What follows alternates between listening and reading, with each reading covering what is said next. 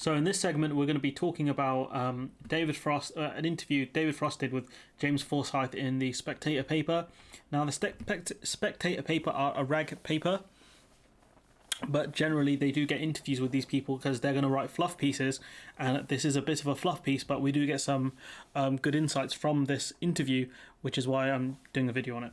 So it begins with some filler here, but we go into the main bits, which is Forsyth asked Frost if he feels that the need to be aggressive in negotiations. He says, "I hope not," but he does admit that he did feel that when he first took on the job, unfortunately, under the previous negotiators, the EU had learned that we said things that we didn't necessarily stick by them. I think that's a jab at Theresa May when Theresa May kept saying, no deal was better than a bad deal, and therefore, didn't want to sign an extension, but she did so in the last minute, which made the UK look incredibly weak, incredibly stupid, and we were memed, rightfully so, for that. We were memed really badly for that. So I think that the EU did kind of see the UK as a soft touch. But at the same time, Boris Johnson hasn't really done much to get rid of that image, has he, really? Because no deal didn't happen. We caved in the end, and we did get a deal done. So... and this deal is more in the EU's interest than the UK's, because the EU export more in goods to the UK than the UK exports to the EU, and the UK exports more more services to the EU than we import from the EU, and financial services aren't covered in the deal. So you can kind of guess who benefits more from the deal and who doesn't. The answer is it's the EU. So, or it's the consumer, but it's neither here nor there. Anyways. So Frost goes on to say, under the previous negotiators, blah, blah, blah, we had to go through a process of getting them to take our word seriously. You didn't though, did you? What difference did you do? Really, you didn't do that much different, apart from you came up with the getting rid of the backstop and putting in a front stop. That's all you did. And I think that some people interpreted that kind of, the fact that he thought that the EU had to know that the UK was serious this time, the EU interpreted that as aggression or being difficult, when I don't remember any of this. If anyone does, let me know in the comments, but I genuinely don't. The only thing that you threatened was you were going to jump off the cliff with a no deal. That's the only thing I remember, and in the end, we didn't do that. So he says, underlining that when we said something that we had to be taken into account, and that process is basically over. That now he's saying that when the UK says something, now other people take it seriously when they really don't. We're getting mugged off in trade deals, but whatever. Frosty. Going on, he talks about one of the main tasks was to drop the plans for the Irish backstop, which basically kept the EU in the UK in the single market and the customs union until that week, a time where we could sort out the border problem between Northern Ireland and the Republic of Ireland. So he's talking about the Irish backstop. That was the Theresa May's withdrawal agreement that was negotiated under her premiership. Frosty has a framed and signed cartoon which basically says, "Now remove the Irish backstop from the withdrawal agreement." Frost succeeded. He did, but he sacrificed Northern Ireland in the process. So, sure, you succeeded in your aim of getting rid of the backstop, but instead you've created a worse scenario for the people in Northern Ireland. So, congratulations, I guess. But he goes on to say, but the protocol that replaced the backstop is creating its own difficulty. So the protocol that he negotiated is causing the problems. You could say this is great, he's finally admitted something, but there are issues with this statement, and we'll talk about that when the time comes. He talks about it creating the Northern Ireland Protocol, creating greater friction in trade between Northern Ireland and Great Britain, and Arlene Foster, the First Minister, being forced out by unionists over unease. And the thing is, I'm glad Arlene Foster's gone. She's a despicable human being, but Edwin Poots is worse. He doesn't put the science in the Bible. He puts the backwards in Christianity, really, where he doesn't actually believe in science at all. Sorry, those are some really bad jokes. They're off the dome. Forgive me. He says the problem is that the UK signed the document in the first place. Now, the deal you negotiated, right? You're now saying the problem was that we signed up to it. Like, that's embarrassing. If you're a negotiator and, years later you're saying that, the biggest mistake we made was signing up to it, like, that shows you're not very good at your job and you should be fired, and potentially you should be done over negligence for this, because if it's the case that this deal that you convinced, you negotiated and got the UK to sign is so bad that it should never have been signed in the first place, that shows you how bad Frosty, the Iceman, is at his job. It's terrible. Frost insists that this was the only way under parliamentary duress, the Commons Brexit deadlock was in the autumn. So if we remember back in 2019, Boris Johnson was desperate to get some sort of agreement so he could use the phrase get Brexit done, we've got the withdrawal agreement, and that was the thing that really won him the general election in 2019. So if you think about it, that was the reason why the Northern Ireland Protocol was agreed to, mainly just to win that general election. So Boris Johnson, it does show you how short-sighted he is, that he was so desperate to win, the next one, which was the general election. He didn't actually care about the consequences. So Frosty in this place is right that this protocol should never have been signed. But the alternatives were, either stay in the single market and the customs union or risk a hard border within Ireland. Like, that was the alternative. And so this deal had to be signed because of the situation the UK were in, and because of the kind of objectives the UK had at the time, and still has to an extent. So it's embarrassing that this man is coming out against the agreement. It really is, because he was the lead negotiator. But we can talk about that all day and talk about how stupid it was. Frost says, we expected there would be a trusted trader scheme, for example. We expected, like every other free trade agreement, there'd be an equivalence mechanism in there. None of these things that we got. So surely that shows a failure on his part to negotiate, that there wasn't a trusted trader scheme or an equivalency mechanism. That shows you a failure on his part. He talks about, the failure to get an equivalency thing from the EU, and I think that the EU didn't give it because the UK is constantly reneging on deals, and Boris Johnson wasn't actually clear on what he wanted UK's agricultural policy to be, and the fact that, even if we got equivalency now, right, we would lose that equivalency very quickly once we started importing, hormone beef from around the world, from Australia, from America, from Canada, from Brazil, etc. So we would have lost that equivalency really quickly, and then it gives the UK look at the mean EU getting rid of our equivalency for no reason. That's what they would have done. So that's the reason why we're not getting equivalency, and that's why the EU are pushing for alignment, so that when EU rules change, our rules have to change. That's what they wanted.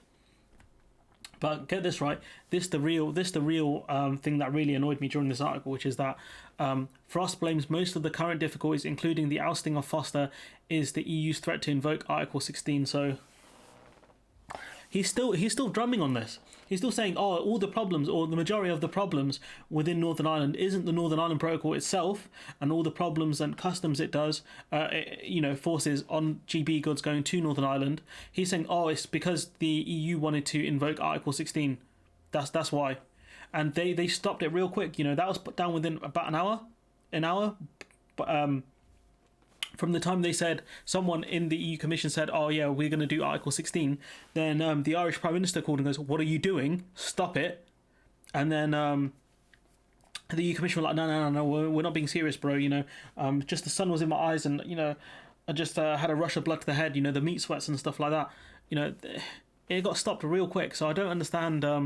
This argument is fairly obvious. It's to blame the EU for the problems in Northern Ireland with the protocol, but in reality it is the Northern Ireland Protocol, and the Northern Ireland Protocol is, shocker, a product of Brexit. So let's not forget that, huh? He complains that the EU's actions changed the politics and changed the way one community looks at the situation. Not really. The only thing that's changed is you constantly harping on about it and using that that idea, using the fact that someone in the Commission did want to invoke Article 16. You keep drumming on about that and saying that, we're going to do Article 16 as well, despite the fact that the EU didn't actually implement Article 16. And now you're saying, we're going to do that. Like, surely then two wrongs don't make a right, if that's the case. It's just, this man, Frost, is just ridiculous. No doubt he'll write a book about this, and he might give us the truth, but right now he's an idiot. And we've been dealing with the consequences ever since. What consequences? There were literally no consequences of the EU threatening to implement Article 16 and then reneging on it straight away. There have been no consequences to that. The only consequence actually is that you keep talking about it. That's it. Frost is now contemplating the UK's own use of Article 16, and he's only doing that because there are customs checks, because we don't have the facilities in place to actually do all of the customs checks. We don't have the border posts in place yet, and they're not going to be in place for a long time. That's why he's so angry. That's why the Northern Ireland Protocol isn't working, because we're not holding up our side of the bargain. Frost talks about a generation of trade diversion. So Frost's deliberate use of the phrase diversion is significant. Trade diversion is one of the things that allows for the UK to use Article 16, or the EU to use Article 16. So he's not wrong. We do see the word diversion of trade. But here, when you talk about the definition of it, it says the action of turning something aside from its course. So the only goods that are being diverted, that are being returned from, of goods being sent from GB to Northern Ireland, are goods that don't pass customs checks. That's it. Nothing else is being stopped, as far as I know of. Because we still have relative equivalency with the EU for the most part. And so goods are only being sent back if they don't have the right paperwork. So this argument that these two, Forsyth and Frost, are making here is a load of rubbish, isn't it? Because goods aren't being turned back en masse. They're only being turned back if they don't meet the paperwork. Just like goods in the US would be turned back if they didn't have the right paperwork. Goods going from the US to GB, for example, they would be turned back if they didn't have the right paperwork. Goods from, if we actually ever implement checks on goods coming from the EU, if goods from, say, France don't have the right paperwork, they should be sent back. So this argument he's making here is a load of rubbish. Absolute load of rubbish. Anyone who believes this is a clown. The EU argues that the bulk of these checks would disappear if the UK just aligned with the bloc on food, and even temporarily. So what the EU want isn't equivalency, they want alignment, so that when EU rules change, our rules change, like Switzerland. Frost saying, I don't understand why a third country would do a deal with a country that didn't control its own agri-food rules, since that is so central to what's important for trade deals nowadays.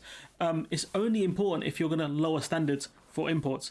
It's only important then. If you're telling me Australia, we can't get a deal with Australia unless we allow in lower quality and illegally farmed, by UK standards, Australian beef, then that shows you how weak our negotiating position is, if that's the case. Frost consistently makes the argument that we can't get alignment with the EU because we need to get trade deals with other countries. That's why we haven't actually got, we're not pushing things like equivalency. Because of this, because we are chasing trade deals with other countries. It's ridiculous, the argument Frost is making here. If we have high, Frost says that the answer is equivalent. If the UK and the EU both have high standards, what's the problem? Well, we know that New Zealand has equivalency with the EU, and that has reduced border checks between the two countries. But the thing is, there's a trust there between the EU and New Zealand, that they will both keep high standards.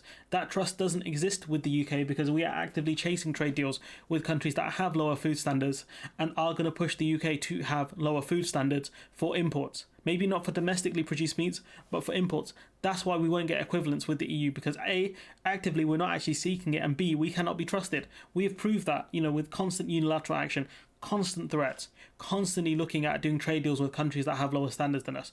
We are actively chasing these things. So once again, Frost is coming up with a very, very disingenuous, very stupid idea. Forsyth asked Frost whether this is because the EU fears that if it agrees to this for Northern Ireland, then the UK will ask for it for goods crossing the Channel too. Well, obviously we can, if we have equivalency with the EU, if the EU accept it and we don't do anything stupid, obviously that's going to reduce checks going from GB to France. That's not a hard one to figure out. They won't need as many checks because there is a trust there.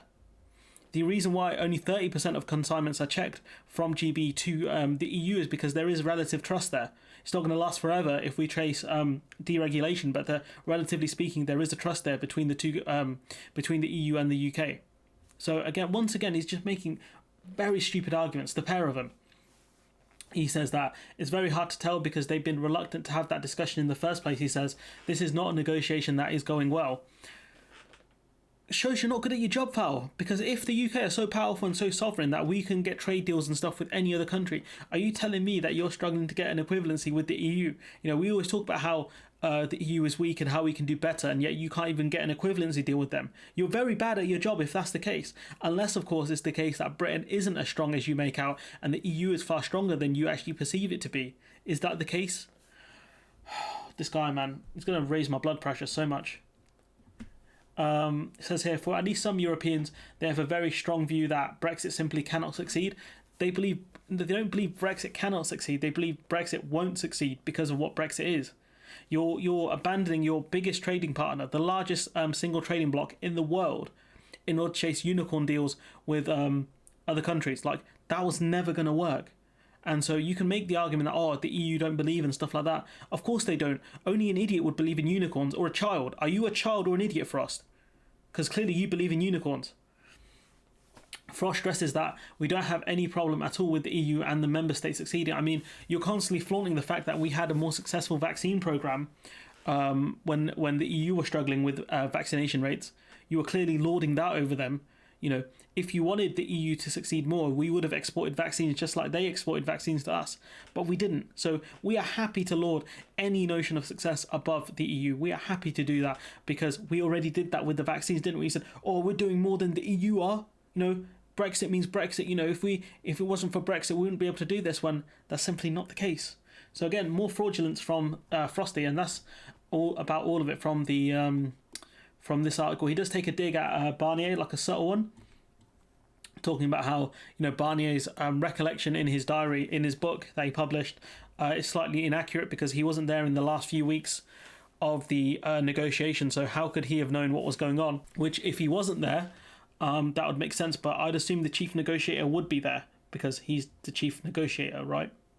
Especially when the last few weeks were crunch time when it came to the signing of the trade and cooperation agreement. So again, you know, I don't know if Frost is lying here or not. It's very hard to tell with a guy like Frost because he's full of lies. But anyways, I don't know what more to say apart from let me know what you think in the comments below. Like, comment, share, subscribe, and hopefully I'll see you in the next one.